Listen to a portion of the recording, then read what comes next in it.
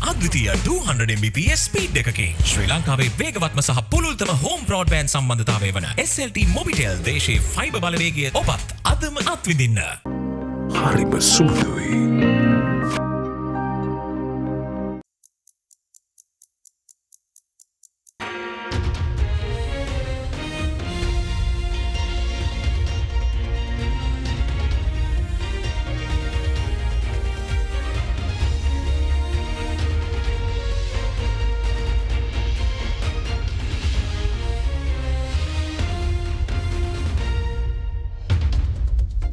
Tonight on First at 9, this Friday the 14th of April 2023. Collective support. Japan, India and France launch a collaborative platform today to help Sri Lanka restructure its bilateral debt. It's important that creditors of Paris Club and non-Paris Club to get all together to discuss debt restructuring. India is committed to support Sri Lanka to facilitate an early outcome. Creditors should keep the momentum and start the restructuring process in a coordinated manner. We hope the negotiations can progress swiftly with a view to completing them by the first program review. The Paris Club expects to begin negotiations to restructure Sri Lanka's debt. We are ready. China reiterates commitment to support Sri Lanka's debt treatment while calling on commercial and multilateral creditors to take part in debt restructuring based on fair burden sharing. Relief. IMF Director Asia and Pacific says debt relief to Sri Lanka is expected to contribute up to $17 billion. The targets we have in the program aimed at restoring debt sustainability and balance of payment pressures even after the program expires. However, noted that Sri Lanka should negotiate on how restructuring will happen with the creditors. What form it takes has to be negotiated between Sri Lanka and its creditors, and we don't get involved in that. Alliance Finance මෙතුරු රන්නයි සේවාවෙන් රන් පවුම්කට රුපියල් 1,70,000ක ඉහළ අධිකාරම. ඔබේ විශ්වාසය දෙනු සෙන්සුරයින් දැන් ළඟම ඇති ෆාමසියෙන් ලබාගත හැක. From AdaDerana, this is AdaDerana First at 9 with Andrew Bernard. Live from Studio 24 in Colombo. A very good evening and you're joining us on AdaDerana 24's English News. Now, Japan, India and France launched a collaborative platform today in order to help Sri Lanka restructure its debt with its primary bilateral creditors, with an invitation extended to all other bilateral creditors to join the effort as well. Speaking during the media briefing to launch the platform, Deputy Managing Director of the International Monetary Fund, Kenji Okamura, called on all bilateral creditors to work together and conclude negotiations before Sri Lanka faces the first review with the IMF. I'm very happy to report to you that the agreement has been reached to launch creditors meeting on Sri Lanka. For Sri Lanka to get out of unprecedented crisis, it's important that creditors of Paris Club and non-Paris Club to get all together to discuss debt restructuring. Given that middle-income countries like Sri Lanka do not have mechanism of creditor coordination mechanism, such as the common framework that the G20 had established, Japan together with France and India here have been searching for a way to resolve the debt issue of Sri Lanka. Today, creditor meeting has been agreed to be launched. This is the outcome of these endeavors. To see the launch of such a broad cooperative framework amongst the creditors is a historic feat. This meeting is open to all creditors.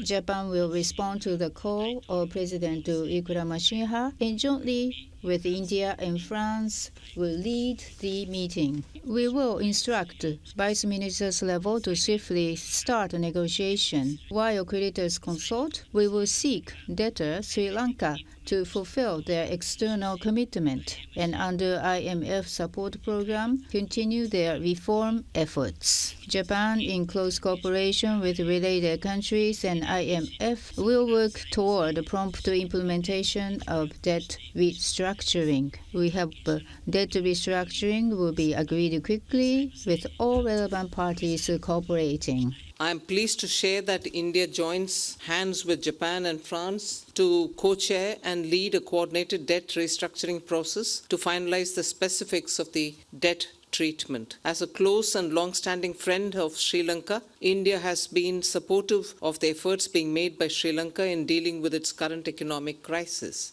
I appreciate the Sri Lankan authorities' effective implementation of key measures aiming to restore macroeconomic stability in the country. Close coordination between Sri Lanka and all its creditors will be critical to expedite a debt treatment that will restore debt sustainability in the country. We believe that such a collaboration is important to ensure transparency and equality in treatment of all creditors in the debt restructuring discussions. India is committed to support Sri Lanka to facilitate an early outcome of the debt restructuring process. I stop here. Thank you very much. I want to commend the governments of Sri Lanka for its resolve in implementing the policy measures required to restore macroeconomic stability. Now, creditors should keep the momentum and start the restructuring process in a coordinated manner to ensure transparency and comparability of treatment based on their financing assurances and IMF parameters. Sri Lankan government's public commitment in favor of transparency, information sharing, and comparability of treatment lay a strong foundation for the debt treatment ahead. This creditor committee is open to other creditors who are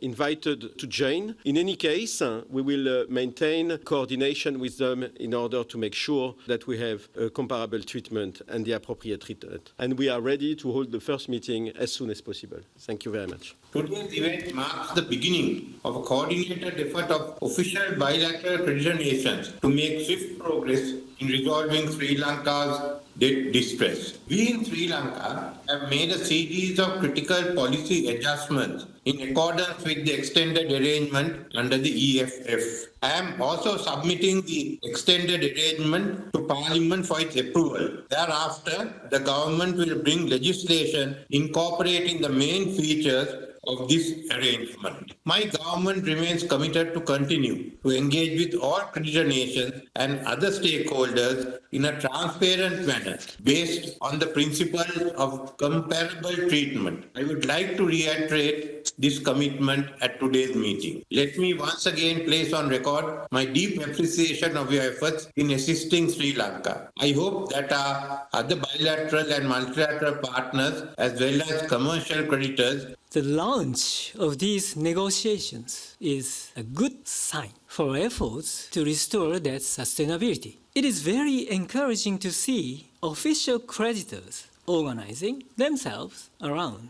a coordinated platform. Very importantly, this approach helps ensure comparability of treatment among creditors. We hope all official bilateral creditors can participate and the negotiations can progress swiftly with a view to completing them by the first program review. Now, the Paris Club announced today that it expects to keep the momentum and commence debt restructuring negotiations with all relevant stakeholders with Sri Lanka. The group of creditor nations stated that they intend to go ahead with this in order to ensure a fair burden sharing, transparency and compatibility of treatment. Issuing a statement today, the Paris Club of Creditor Nations said they expect to negotiate to restructure Sri Lanka's debt. This comes in the backdrop where a creditor committee was set to restructure Sri Lanka's debt by the island nation's primary bilateral creditors, Japan, India and France. In the statement issued by the Paris Club, it stated that they intend to keep the momentum and start the restructuring negotiations in coordination with all relevant stakeholders to ensure fair burden sharing, transparency and comparability of treatment. It added that all the public sector creditors are welcome to participate in the process. Now, the Chinese Foreign Ministry reiterated China's commitment to continue to support the Chinese financial institutions in actively working out the debt treatment with Sri Lanka. His response comes in a backdrop where Japan has invited China to join the debt restructuring platform that was announced by them jointly with India and France. Foreign Minister spokesperson Wang Wenbin called on commercial and multilateral creditors to take part in Sri Lanka's debt restructuring based on former share burden. In response to a question raised on the new platform announced by Japan, India and France for creditors to coordinate restructuring of Sri Lanka's foreign debt and Japan's invitation to join the platform at the regular media briefing of the Chinese Foreign Ministry yesterday, Chinese Foreign Ministry spokesperson Wang Wenbin reiterated the Chinese government's continued support to Chinese financial institutions in actively working out the debt treatment. Wenbin added that China will work with relevant countries and international financial institutions to jointly play a positive role in helping Sri Lanka navigate the situation, ease its debt burden, and achieve sustainable development. He also said that the Chinese government calls on all commercial and multilateral creditors to take part in Sri Lanka's debt restructuring based on fair burden sharing. While addressing the regular media briefing on Wednesday, Wang Wenbin said the Export-Import Bank of China, as the official bilateral creditor, has clearly stated in its financial support documents to Sri Lankan Ministry of Finance that the bank will be providing an extension on the debt service due in 2022 and 2023. He explained that this meant Sri Lanka will not have to repay the principal and interest due of the bank's loans during 2022 and 2023 in a bid to ease Sri Lanka's short-term debt repayment pressure. Wenbin said that the Exim Bank would like to have friendly consultation with Sri Lanka regarding medium and long-term debt treatment in this window period and will make best efforts to contribute to the debt sustainability of Sri Lanka. Now, the director of the Asia and Pacific Department of the International Monetary Fund, Krishna Srinivasan, says that debt relief Sri Lanka currently awaits is expected to contribute up to $17 billion to close the balance of payments gap between 2023 and 2027. Addressing an IMF media briefing at the World Bank IMF Spring Meetings, Srinivasan said that the IMF aims to restore debt stability and the balance of payment pressures even after the program ends. He, however, noted that the process restructuring will happen or how the required relief will be provided must be negotiated between Sri Lanka and its creditors, adding that the IMF will not get involved in that process. According to the DSA, a 17 billion reduction in debt service is required during 23-27 period. So my question is this come by way of haircuts? If so, what will happen to Sri Lanka's program with the IMF if we couldn't achieve this with the creditors? The way we have it in the program right now, again, the targets we have in the program aimed at restoring debt sustainability and balance of payment pressures even after the program expires, right? So debt relief is expected to contribute about 17 billion to close the BOP financing gap in 2023 to 2027, which is the overall gap is about 24 billion. So the remainder of this gap is covered by financing from the IFIs and so on. So the decision on how the restructuring happens in terms of providing debt relief, that's something which varies. It has to be negotiated between Sri Lanka and its creditors. Now, it could take the form of principal haircuts, extension of maturity, and interest reduction. So what form it takes has to be negotiated between Sri Lanka and its creditors, and we don't get involved in that. Sri Lanka is expected to outline a strategy or a blueprint to engage with creditors later this month, and that will provide a basis for engaging with the creditors on the restructuring. IMF provided a bailout package for several countries in the world, some of which are from South Asia, such as Sri Lanka, Pakistan, and Bangladesh. Since many countries in the world are still facing economic crisis, you can say it a slowdown. Do you expect that the countries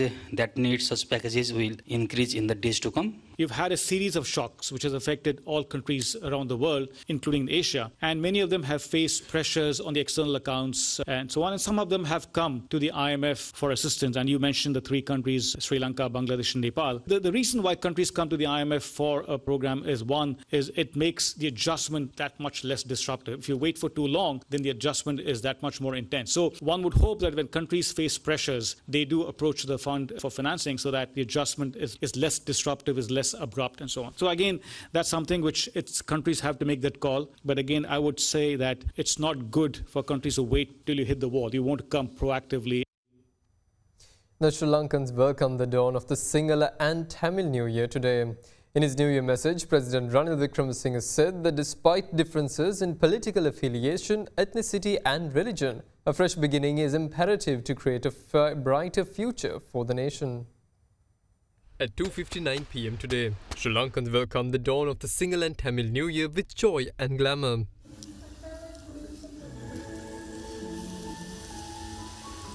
Sri Lankans began preparing meals at 3:29 p.m., which is the auspicious time for the purpose.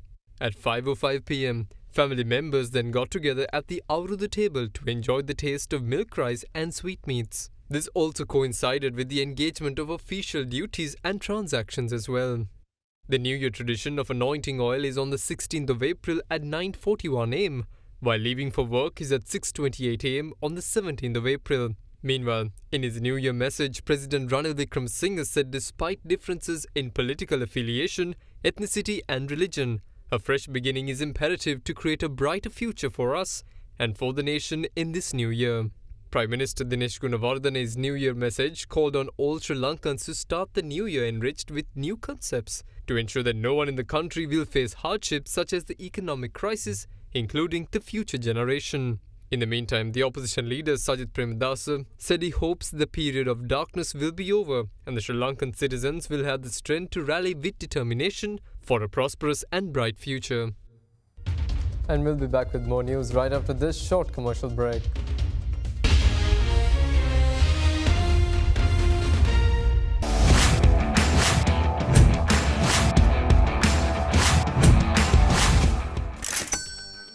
ගොඩමඩ පෙරලි කරන බලපුළුවන් කාරයා මහින්ද්‍රා යුවෝ ටීමෝ වෙතින්. වැඩම ගොඩයි ගොඩම තමයි ස්වරාජ් tractor ටීමෝ වෙතින්. මේ අලුත් අවුරුද්දේ හිත පිරෙන ගනුදෙනුවකට හොඳම තැන හිත ගිය තැන බැංකුව HNB. පාරිභෝගිකයන් වෙත අසම සම ප්‍රතිලාභ හිමිකරදීම අපට අභිමානයක්. රුපියල් බිලියන 9.8ක bonus නිකුතුවක්.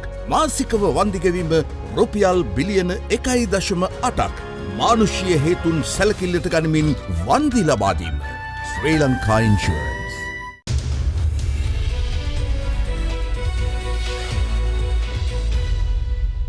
Welcome back.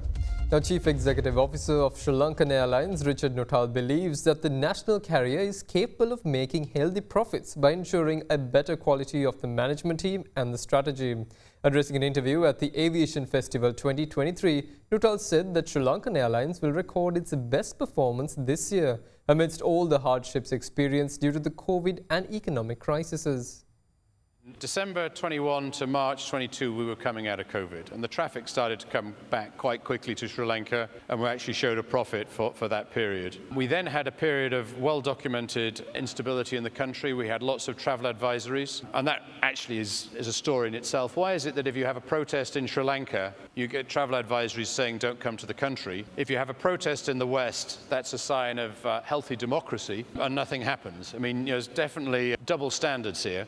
We then ran out of jet fuel for 2 months in July and August, which should have been peak season. I don't know any other national carrier that's operated with no jet fuel in the country for an extended period of time. And at the end of that, we're going to be plus or minus breaking even this year, even though 10% of our revenue is going to pay interest. So, we have an organization that has got its best result for 12 years, has shown that it's profitable, even against a backdrop of, a really, really difficult environment within the country drawn by the economic situation. And we're still there. If things stabilize in Sri Lanka, aviation is going to be constrained a little bit for the next 2 or 3 years. Yields are going to stay high. And if we can grow a little bit on the back of that, then it's a really compelling future. And the country needs us. But we're not going out looking for handouts. We're looking for help in restructuring the debt from the past that has nothing to do with today so that we can build for the future and deliver the benefits to the country. At the moment we have 24 aircraft. I think that the optimal size in maybe 3 or 4 years is probably about 35, 36, and that's probably about the right number for where we are. We have lessor interest. I mean, people can see that this airline makes money.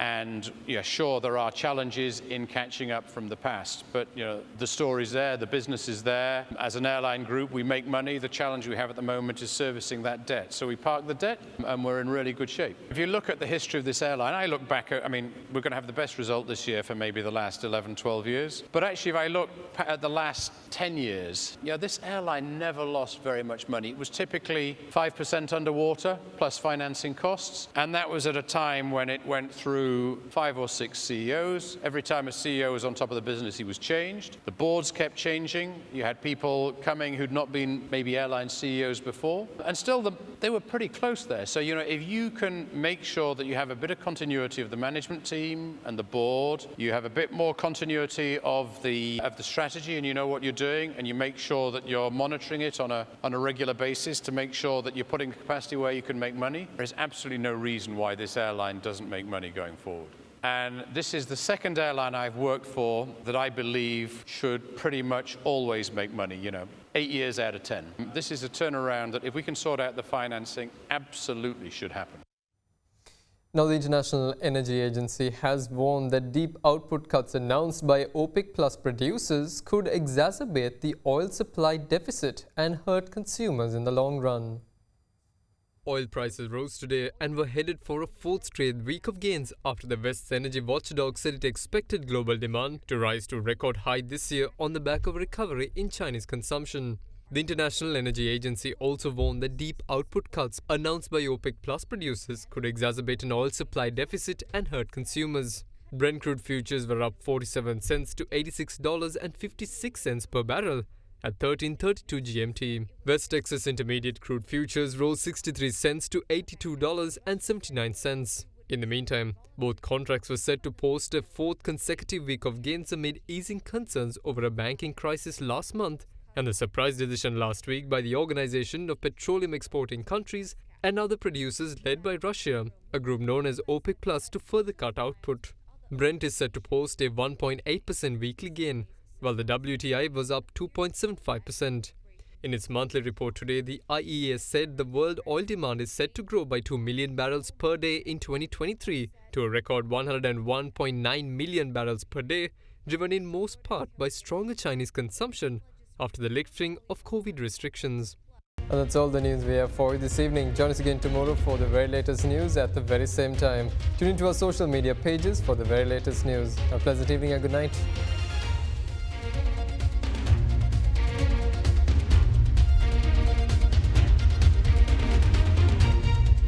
For news and information you can trust 24 hours a day, visit AdaDerana.lk.